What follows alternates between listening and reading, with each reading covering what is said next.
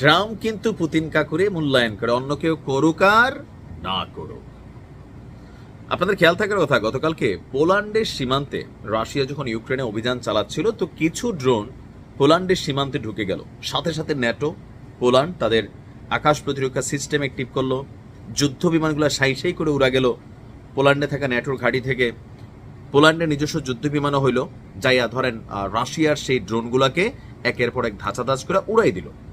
এই ঘটনায় ট্রাম্প আবার বলতেছে যে ভুল করে রাশিয়ার ড্রোনগুলা হয়তো পোল্যান্ডে প্রবেশ করেছে। আমি বলছিলাম যে ইচ্ছাকৃতভাবে পোল্যান্ডের এই মুহূর্তে ঘাটবে না, কিন্তু ঘটনা চলে যাচ্ছে ভিন্ন দিকে। পোল্যান্ডের প্রতি রাশিয়ার কিন্তু ঝাল আছে। পোল্যান্ডের সীমান্তে পুতিনের বিশাল আয়োজন, কিন্তু বিশাল পারমাণবিক মেশিনারি সেটআপ থেকে শুরু করে, বাংকার সামরিক ঘাঁটি থেকে শুরু করে, পোল্যান্ডের মধ্যে রাজনৈতিক অস্থিরতা তৈরি করা থেকে শুরু করে অনেক কিছু কিন্তু রাশিয়া তলে তলে করতেছে। এবার বেলারুশ রাশিয়ার সীমান্তে প্রায় 40,000 সেনা পাঠিয়েছে পোল্যান্ড। গোয়েন্দা সূত্রগুলো বলছে যে কোনো সময় পোল্যান্ড এবং রাশিয়ার মধ্যে যুদ্ধ হতে যাচ্ছে। আর যদি পোল্যান্ড রাশিয়া যুদ্ধ হয় তাহলে এটাই তৃতীয় বিশ্বযুদ্ধ, কারণ Poland is a part of NATO. ন্যাটোর ঘাঁটি আছে এখানে, এমনকি পারমাণবিক মেশিনারি তো রাখছে ন্যাটো, বুঝতে পারতেছেন। বেলারুশে শুরু হওয়া জাপাদ সামরিক মহড়ার প্রতিক্রিয়ায় এই পদক্ষেপ নেওয়া হয়েছে। বেলারুশে একটা আপনার সামরিক মহড়া চলতেছে, তো পোল্যান্ড ভাবতেছে যে এই সব কিছুই হচ্ছে পোল্যান্ডকে আক্রমণ করার জন্য, যার কারণে তারা নিরাপত্তার কথা চিন্তা করে তারা এই ঘটনা করছে। গেল 12ই সেপ্টেম্বর বেলারুশের সঙ্গে রাশিয়া যোগ দিয়েছে।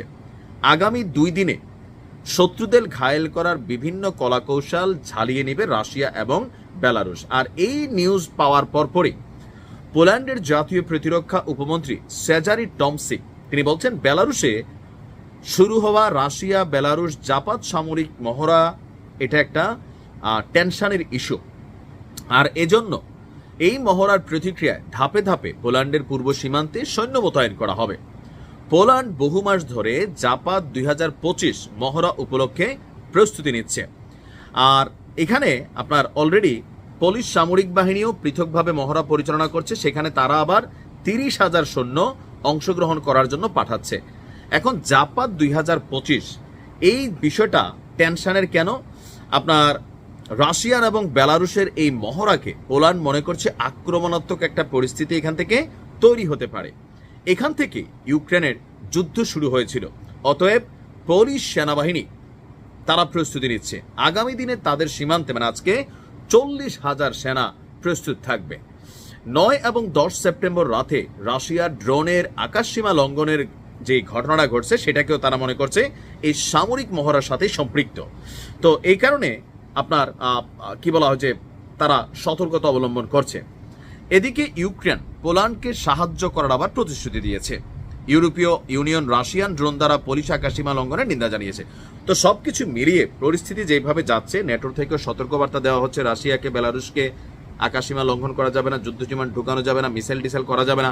রাশিয়া বাড়ি দিক দিয়ে দেখেন 20-30 হাজার সৈন্য আইন না পোলিশ সীমান্তে যে মহড়া টহরা শুরু করছে, পরিস্থিতি কিন্তু বিগড়াচ্ছে, সম্পূর্ণ বিগড়াচ্ছে। যে কোনো সময় রাশিয়া পোল্যান্ড যুদ্ধ শুরু হবে, থার্ড পার্টি শুরু করাই দিবে।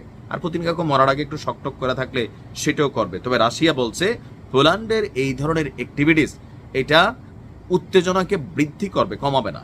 রাশিয়া ঝুঁকবে না, পুতিন কাকু খেলবে। ভালো থাকবে।